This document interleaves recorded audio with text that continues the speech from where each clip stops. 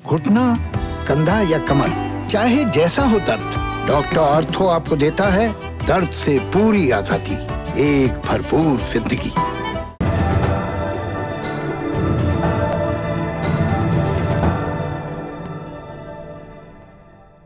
नमस्ते, मैं हूं प्रतीक्षा और आप देख रहे हैं दी ललन टॉप का इंटरनेशनल न्यूज बुलेटिन दुनियादारी।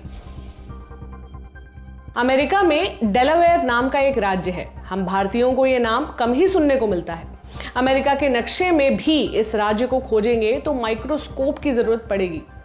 न्यूयॉर्क की तरफ अटलांटिक महासागर के तट पर बसा एक छोटा सा राज्य। इस राज्य से 1972 में एक यंग सा स्मार्ट सा लड़का चुनाव जीतकर सेनेट पहुंचता है। सेनेट यानी अमेरिका की संसद का ऊपरी सदन, जैसे भारत का राज्यसभा होता है। तो 1972 में वो लड़का पूरे सेनेट में सबसे कम उम्र का सेनेटर था। लड़के का नाम था जोसेफ। चुनाव से पहले जोसेफ का नाम किसी ने नहीं सुना था। वो कोई छोटा मोटा वकील था, बेहद सामान्य परिवार से था। उसके पिता सेकंड हैंड गाड़ियां बेचने का धंधा करते थे। जोसेफ ने भी राजनीति अभी ही शुरू की थी। कोई 2 बरस पहले ही वो जिला परिषद टाइप काउंटी काउंसिल में चुना गया था। बचपन में तुतलाता था। उसने शीशे के सामने कविता पढ़कर ठीक से बोलना सीखा था और अब राजनीतिक मंचों पर ठीक से भाषण देना सीख रहा था। 1972 में जब डेलावेयर में सेनेट का चुनाव आया तो डेमोक्रेटिक पार्टी से कोई बड़ा नेता चुनाव लड़ने को तैयार नहीं था, क्योंकि सामने रिपब्लिकन पार्टी का उम्मीदवार कैलेब बोक्स थे। बोक्स उस वक्त की अमेरिकी राजनीति में एक बड़े बरगद की तरह थे। वो 2 बार सांसद रह चुके थे, 2 बार गवर्नर रह चुके थे और 2 बार ही सेनेटर भी रह चुके थे। कैलेब 1972 के चुनाव से पहले ही राजनीति से संन्यास लेना चाहते थे, लेकिन उस वक्त के राष्ट्रपति रिचर्ड निक्सन के कहने पर आखिरी बार चुनाव लड़ने को राजी हुए और अमेरिकी राजनीति के इस बरगद को उससे आधी उम्र के लड़के जोसेफ ने गिरा दिया, जिसकी उस वक्त कोई राजनीतिक हैसियत नहीं थी। जोसेफ की जीत बहुत बड़ी बात थी। जोसेफ रातों रात अमेरिकन मीडिया में स्टार बन गया। जिस जोसेफ के बारे में चुनाव से पहले कोई नहीं जानता था, अब अमेरिकी अखबार बड़े बड़े लेख लिखकर जोसेफ के बारे में पूरी दुनिया को बता रहे थे। जीत को अभी महीना भर ही हुआ था कि डेलावेयर के हॉकिसन में एक भीषण सड़क हादसे की खबर आई। हादसे में एक महिला और उसकी 1 साल की बेटी की दर्दनाक मौत हो गई। महिला के 2 और बेटों को भी हादसे में गंभीर चोट आई थी। हादसे का समाचार जोसेफ के लिए था। हादसे में मरने वाली उसकी पत्नी नेलिया और 1 साल की बेटी थी। सेनेटर बनने वाली खुशी पर तेजाब सा गिर गया था। जोसेफ ने सेनेट की शपथ ली, लेकिन वो परिवार तबाह होने के सदमे से उबर नहीं पा रहा था। उसने सेनेट से इस्तीफा देकर अपने दोनों बेटों पर ध्यान देने का मन बनाया, लेकिन राजनीति में उसके साथियों ने यह इरादा त्यागने के लिए जोसेफ को मना कर दिया। अमेरिकन मीडिया पॉलिटिक्स के इस हीरो की जिंदगी में आई ट्रेजेडी को भुनाने में लगा था। खोद खोद कर जोसेफ के जीवन के किस्से लिखे जा रहे थे। अखबार उसे वॉशिंगटन का एलिजिबल बैचलर कहने लगे थे और इंटरव्यू के लिए जोसेफ के दफ्तर में मीडिया से फोन पर फोन और लेटर्स आते थे। इसके उलट जोसेफ बिल्कुल मीडिया से दूरी बनाकर रखते थे। इसी दौरान जोसेफ के दफ्तर में एक चिट्ठी आई जो मीडिया से नहीं थी, अमेरिका से भी नहीं थी। वो चिट्ठी भारत से थी और भारत के मुंबई शहर से। चिट्ठी में कुछ ऐसा लिखा था जो जोसेफ कभी भूलने नहीं वाले थे। मुंबई से किसी ने जोसेफ को चिट्ठी लिखकर कहा था कि हो सकता है आपके और मेरे पूर्वज एक ही हो। चिट्ठी लिखने वाले मुंबई निवासी का सरनेम जोसेफ के जैसा ही था। जोसेफ का क्या सरनेम था? बाइडेन। Joseph Biden. बोलने में यह नाम थोड़ा छोटा हो गया और जो बाइडेन बन गया। वही जो बाइडेन जो अमेरिका की 46वें राष्ट्रपति चुने गए हैं। खैर, मुंबई से भेजी चिट्ठी वाली बात पर लौटते हैं। 1972 में मिली उस चिट्ठी का जवाब बाइडेन ने नहीं दिया, लेकिन उसमें लिखी बात उन्हें हमेशा याद रही। चिट्ठी में लिखे दावे के आधार पर उन्होंने अपने परिवार का इतिहास खंगालना शुरू किया। साल 2013 में जो बाइडेन मुंबई आए, तब वो अमेरिका के उपराष्ट्रपति थे। इसी यात्रा के दौरान उन्होंने चिट्ठी वाली बात साझा की और ये भी कहा कि शायद उनके रिश्तेदार भारत में अभी भी हैं। इसके कुछ महीनों बाद एक दूसरे मौके पर बाइडेन ने कहा कि उनके great great great great grandfather का नाम जॉर्ज बाइडेन था, जो ईस्ट इंडिया कंपनी में कैप्टन थे और ईस्ट इंडिया कंपनी के जहाज़ों के साथ ब्रिटेन से भारत आया जाया करते थे। यानी 5 पीढ़ी पहले उनके पूर्वज भारत में थे। इतिहासकारों ने जो बाइडेन के इस दावे पर अपनी रिसर्च शुरू की। जॉर्ज बाइडेन का तो कोई रिकॉर्ड नहीं मिलता है, लेकिन क्रिस्टोफर और विलियम बाइडेन नाम के दो भाइयों का ईस्ट इंडिया कंपनी के साथ रिकॉर्ड है।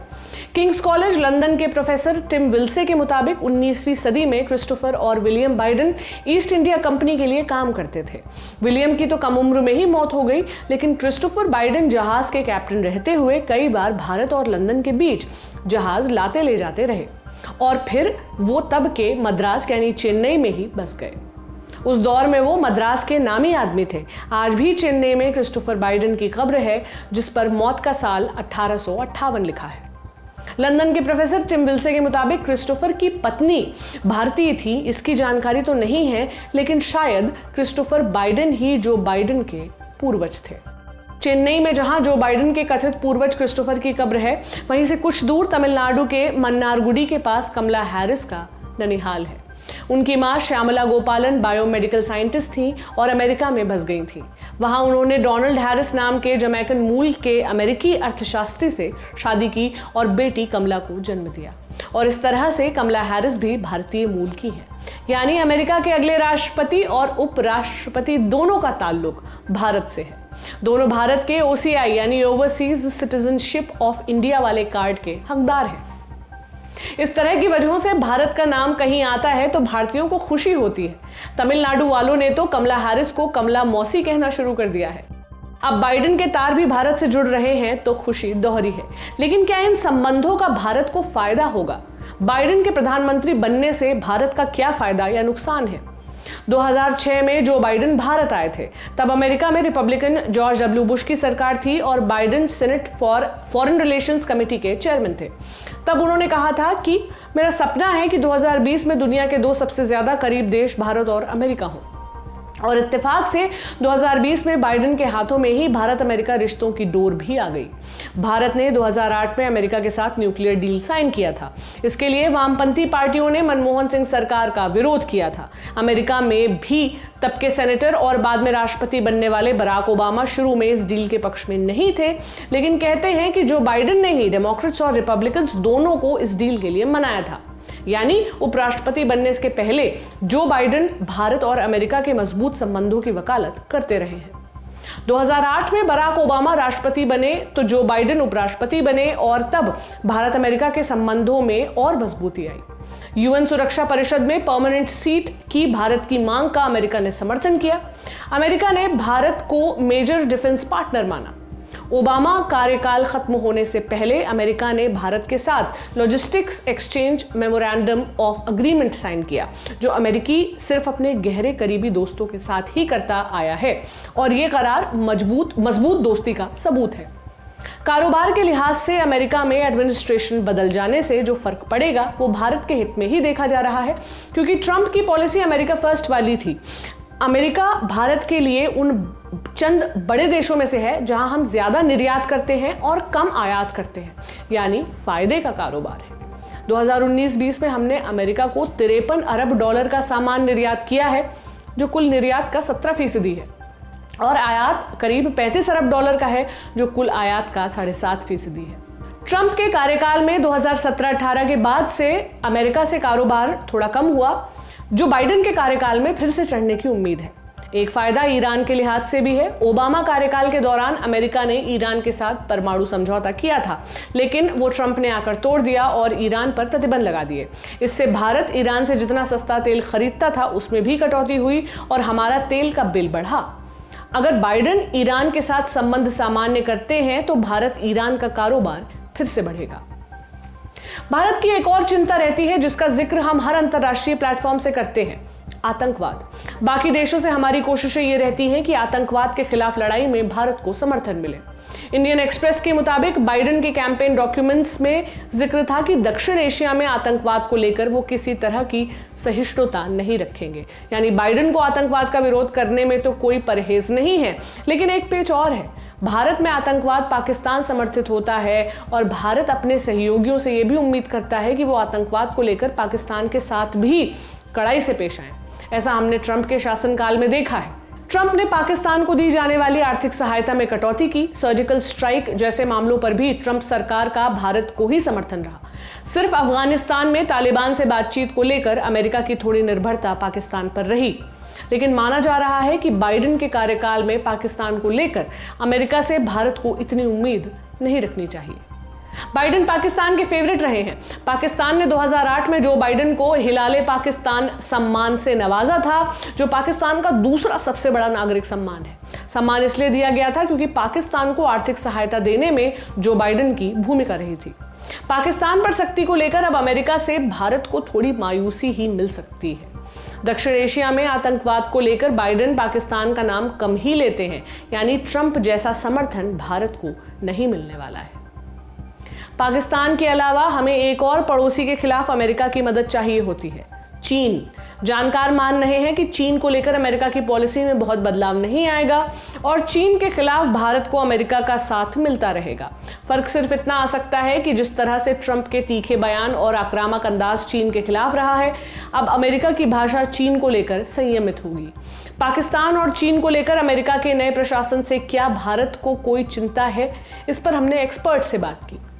पिछले 7 या 8 सालों का जो घटनाक्रम रहा है अमेरिका और चीन के बीच के रिश्तों का, उसके बाद उसके चलते अमेरिका में अब एक बायपार्टिजन कंसेंसस है, यानी द्विपक्षीय कंसेंसस है, सहमति है कि चीन अब अमेरिका का जियोपॉलिटिकल कॉम्पिटिटर है, चीन अब अमेरिका का जियोपॉलिटिकल प्रतिद्वंदी है।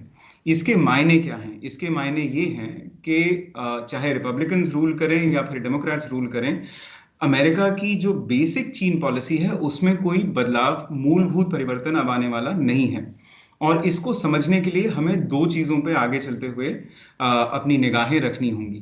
पहला तो ट्रेड पॉलिसी को लेकर के जो एक ट्रेड वॉर ट्रंप ने शुरू किया और जितना अग्रेसिवली शुरू किया, वो ट्रेड को लेकर के जो पॉलिसी है वो हमें ये मान के चलना चाहिए कि ऐसे ही कंसिस्टेंटली कुछ वक्त तक तो बनी रहेगी।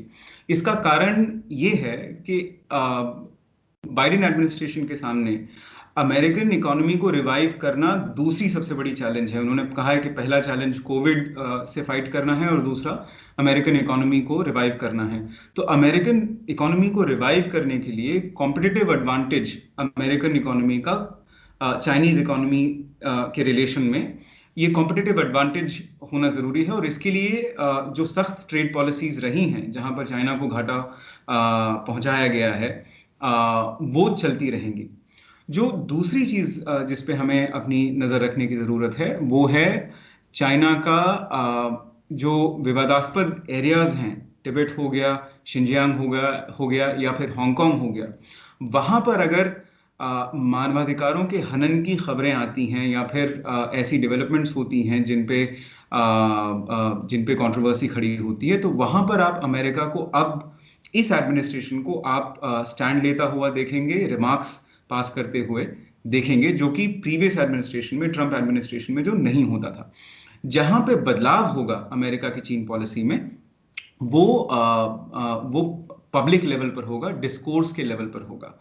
उसका मतलब क्या है? उसका मतलब ये है कि ट्रंप की चीन पॉलिसी में एक पब्लिक अग्रेशन हुआ करता था और वो इसलिए हुआ करता था कि ट्रंप अपने आप को एक हीरो की तरह, एक वन मैन फाइटर की तरह प्रेजेंट करते थे।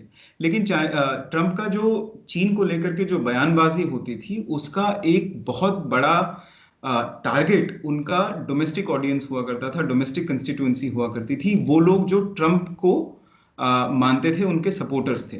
तो वो जो अग्रेसिव एलिमेंट है, बयानबाजी जो होती थी, वो कम हो जाएगी।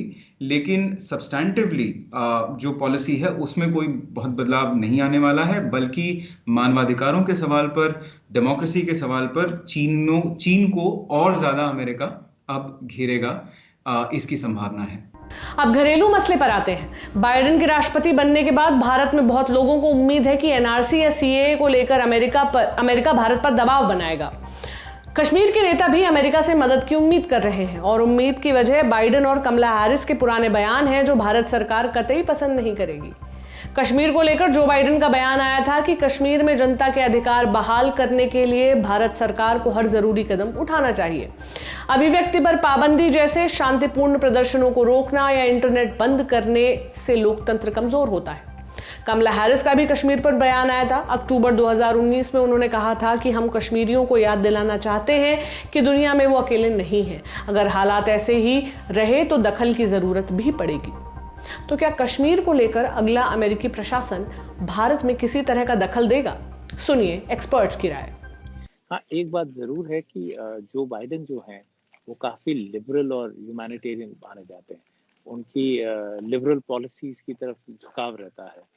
तो मैं कल से देख रहा हूँ कि ट्विटर पे कई लोग लिखे जा रहे हैं कि it's about time we talk some Kashmir और CAA और NRC। तो मुझे लगता है ये बहुत जल्दबाजी है, ये हम कुछ ज़्यादा ही यूफोरिक हो रहे हैं। उनके पास अपने घर में सुलझाने को मसले बहुत ज़्यादा हैं, तो ये उनकी टॉप प्रायोरिटी पे मुझे नहीं लगता होगा।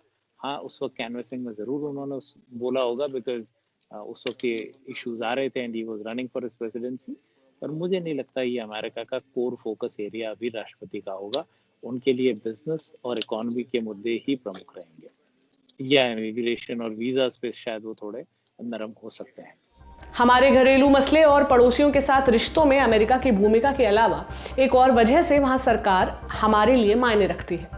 कमला हैरिस की मां की तरह आज भी भारत से हजारों लोग अमेरिका में जाकर नौकरी पाने या वहां रहने की ख्वाहिश रखते हैं। ट्रंप का नारा अमेरिका फर्स्ट कर रहा है, इसलिए H-1B वीजा देने के नियम और इमिग्रेशन पॉलिसी ट्रंप ने सख्त कर दी थी। बाइडेन के दौर में इसमें थोड़ी नरमी की उम्मीद की जा सकती है। इमिग्रेंट्स का जैसा खतरा ट्रंप मानते थे, बाइडेन उस तरह से नहीं मानते आए हैं। नीतियां ओबामा प्रशासन की तरह हो सकती हैं। तो वीजा रेजीम को लेकर के हमें ज्यादा परेशान होने की जरूरत नहीं है, और वो इसलिए क्योंकि डेमोक्रेटिक पार्टी ने हमेशा से ही America as a land of opportunities की विचारधारा को प्रमोट किया है, और इस चीज को आपने कमला हैरिस के स्पीच में भी, एक्सेप्टेंस स्पीच में भी पाया होगा। तो इसका जो पॉलिसी लेवल पर जो इसका इम्प्लीकेशन होता है वो एक जेनरस वीजा पॉलिसी इससे निकल के आती है। तो हम ये बिल्कुल मान सकते हैं कि H-1B वीजा और जनरली हाई स्किल्ड लेबर के वर्क वीजा को लेकर के लिबरलाइजेशन काफी होगा। वीजा की जो कर्टेलमेंट्स हुई थी ट्रंप एडमिनिस्ट्रेशन में वो खत्म होंगी। बाइडेन प्रशासन को लेकर ये उम्मीदें, आशंकाएं अगले साल से हकीकत में ढलना शुरू होंगी, क्योंकि 20 जनवरी को जो बाइडेन की शपथ होगी और वो आधिकारिक रूप से राष्ट्रपति भवन में जाएंगे। बाइडेन ने अपनी नीतियों का खाका खींचने की तैयारी शुरू कर दी है। वो सबसे पहले कोरोना से निपटने का प्लान तैयार कर रहे हैं, लेकिन राह में एक रोड़ा और है अभी। डोनाल्ड ट्रंप ने अब तक अपनी हार स्वीकार नहीं की है। वो बार बार कह रहे हैं ये स्टोलन इलेक्शन है, यानी चुनाव चुराया गया है। लीगल वोट्स के हिसाब से वो खुद की जीत बता रहे हैं।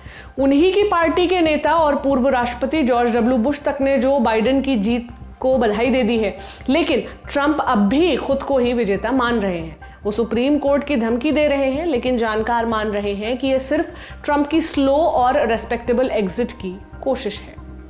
अमेरिका की जनता का जनादेश अब नहीं बदल सकता। नॉर्थ कैरोलिना और जॉर्जिया जैसे राज्यों में अब भी गिनती हो रही है, लेकिन वहां के नतीजे भी ज्यादा असर नहीं डालेंगे। अमेरिका के राष्ट्रपति जो बाइडेन चुने गए हैं, इस सच्चाई में अब कोई बदलाव नहीं आने वाला है। यह था हमारा बड़ी खबर सेगमेंट। अब बढ़ते हैं सुर्खियों की तरफ।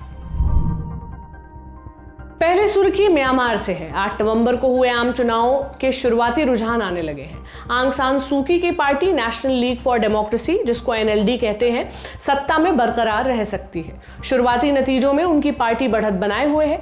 फाइनल रिजल्ट आने में कई दिनों का वक्त लग सकता है। 5 दशकों के मिलिट्री शासन के बाद म्यांमार में दूसरी बार लोकतांत्रिक चुनाव हो रहे हैं। 2015 के चुनाव में NLD ने भारी बहुमत से जीत हासिल की थी। शांति का नोबेल जीत चुकी आंग सान सूकी को सरकार का मुखिया बनाया गया। रोहिंग्या मुस्लिमों पर हुए अत्याचारों पर चुप्पी साधने के लिए विदेशों में उनकी खासी आलोचना भी हो रही है। दूसरी सुर्खी तंजानिया से है। विपक्षी नेता और पूर्व सांसद गॉड ब्लेस लीमा को केन्या में अरेस्ट कर लिया गया है। ये गिरफ्तारी उस वक्त हुई जब वो अपने परिवार के साथ नैरोबी पहुंच चुके थे। लीमा नैरोबी में UN ह्यूमन राइट्स कमीशन के दफ्तर जा रहे थे। वो तंजानिया छोड़कर किसी अन्य देश में शरण लेने की तैयारी कर रहे हैं। दरअसल तंजानिया में राष्ट्रपति जॉन मैकफली दोबारा चुनाव जीतने के बाद विरोधियों को निशाना बना रहे हैं।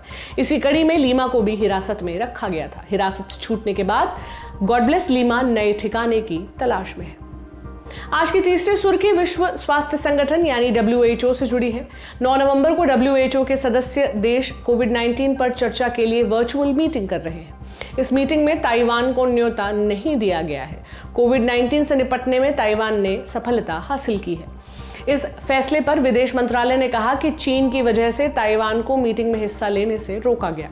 मंत्रालय ने यह भी कहा कि WHO हेल्थ फॉर ऑल के अपने लक्ष्य से भटक रहा है। चीन ताइवान को अपना प्रांत बताता है और उसकी संप्रभुता को मानने से इनकार कर रहा है। ये थी आज की सुर्खियां। अब बारी है तारीख सेक्शन की। आज है 9 नवंबर। इस तारीख का संबंध एक दीवार के टूटने से है। ये 20वीं सदी की सबसे ऐतिहासिक घटना थी जिसने एक शहर पर छाए अभिशाप को मिटा दिया। अभिशाप ऐसा कि एक ही शहर में घर परिवार के लोग आपस में नहीं मिल सकते थे। ये कहानी बर्लिन शहर की है। दूसरे विश्व युद्ध के बाद जर्मनी ढहा तो 4 हिस्सों में बंट गया। विजेता देशों ने लकीरें खींची और अपनी सीमाएं पुष्ट कर ली। अमेरिका, फ्रांस और ब्रिटेन को पश्चिमी हिस्सा मिला। सोवियत संघ के खाते में आया ईस्ट जर्मनी। जहां तक राजधानी बर्लिन की बात है, इसका पूर्वी हिस्सा सोवियत संघ को मिला। वेस्ट जर्मनी पूंजीवादी था, वहां फैक्ट्रियां बनी, लोगों को बुनियादी सुविधाएं मिली, खुला माहौल मिला। इसके उलट ईस्ट जर्मनी एक बंद दड़बे की तरह था। लोगों के जमीन पर सरकार का कंट्रोल था, इसलिए बंटवारे के बाद ईस्ट जर्मनी के लोग पश्चिम की तरफ पलायन करने लगे। 1961 तक तकरीबन 35 लाख लोग ईस्ट जर्मनी छोड़ चुके थे। इससे सोवियत संघ परेशान हो गया। अगस्त 1961 में सोवियत प्रीमियर निकिता ख्रुश्चेव ने पलायन पर रोक लगाने का आदेश दिया। 13 अगस्त की सुबह जब ईस्ट बर्लिन के लोग जगे, उन्होंने देखा सैकड़ों सैनिक कंधा मिलाकर कतार में खड़े हैं। पीछे की तरफ लोहे की कटीली तार बिछाई जा रही थी। सीधा मतलब था आज से पलायन बंद। महज कुछ घंटों के अंदर अस्थायी दीवार खड़ी कर दी गई।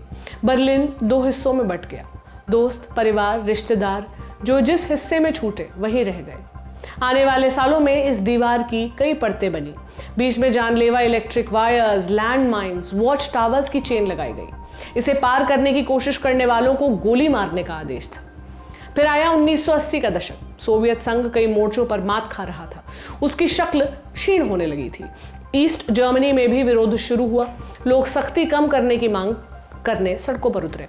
नवंबर 1989 में ईस्ट जर्मन सरकार ने अस्थायी तौर पर नियमों में ढील दी ताकि विरोध को शांत किया जा सके। यहां पर एक प्रेस कॉन्फ्रेंस में हुई गलती ऐतिहासिक साबित हुई। जिक्र जरूरी हो जाता है। गुंटेर शोबास्की ईस्ट जर्मनी के प्रवक्ता थे। रोज शाम को प्रेस कॉन्फ्रेंस किया करते थे। 9 नवंबर की शाम भी पत्रकारों के सामने आए, नियमों में ढील देने की जानकारी दी। उन्होंने कहा कि ईस्ट जर्मनी के लोग बिना किसी शर्त के विदेश जा सकते हैं। एक पत्रकार ने काउंटर क्वेश्चन किया, ये कब से लागू होगा? शोबास्की ने कह दिया, मेरी जानकारी के अनुसार इसी वक्त से। शोबास्की ने पूरा दस्तावेज पढ़ा नहीं था। दरअसल नियमों में ढील 10 नवंबर से शुरू होने वाला था और ये नियम अस्थायी थे। शोबास्की ने उस पर ध्यान नहीं दिया था। 10 मिनट बाद ये खबर टीवी चैनल्स और रेडियो पर चल गई। खबर सुनते ही ईस्ट जर्मन्स की भीड़ बर्लिन वॉल के सामने इकट्ठा होने लगी। वहां मौजूद गार्ड्स हैरान रह गए। उन्हें समझ ही नहीं आया कि करना क्या है। गार्ड्स मूक दर्शक बनकर रह गए। लोगों ने दीवार पर चोट करना शुरू किया। रात के 11 बजे दीवार का एक हिस्सा ढहा दिया गया। शीत युद्ध का सबसे बड़ा प्रतीक बर्लिन वॉल जमीन पर लेटा हुआ था और लोग उसके ऊपर जश्न मना रहे थे। 3 अक्टूबर 1990 को औपचारिक संधि के जरिए ईस्ट और वेस्ट जर्मनी एक हो गए। अब आखिर में विश्व कविता। आज शो में अमेरिका की इतनी बात हुई ही है तो विश्व कविता में आपको अमेरिकी कवियत्री नायरा वहीद की कविता सुनाते हैं। नायरा ने 11 की उम्र से लिखना शुरू किया था और अभी तक उनके 2 पोएट्री कलेक्शन सॉल्ट और नज़्मा पब्लिश हो चुकी हैं। अपनी कविताओं में नायरा रंगभेद के मुद्दे को काफ़ी मुखरता से एड्रेस करती हैं। उन्होंने रूपी कौर पर प्लेजरिज्म का आरोप भी लगाया था, जिसके बारे में रूपी कौर ने सफाई दी थी कि उन्होंने कोई चोरी नहीं की, बल्कि वो नायरा की कविताओं से इंस्पायर्ड है। आइए सुनते हैं नायरा की कविता माँ की ममता, जिसका हिंदी अनुवाद किया है अनिल जनविजय ने। ममता एक कविता है, एक मुखर, भयानक, कठिन, चकाचौंध करती कविता। जब तुम उसे अपने शरीर में उड़ेलती हो, वह एक कविता होती है। जब तुम धोती हो उसका नया बदन रसोई के बेसन में, वह एक कविता होती है।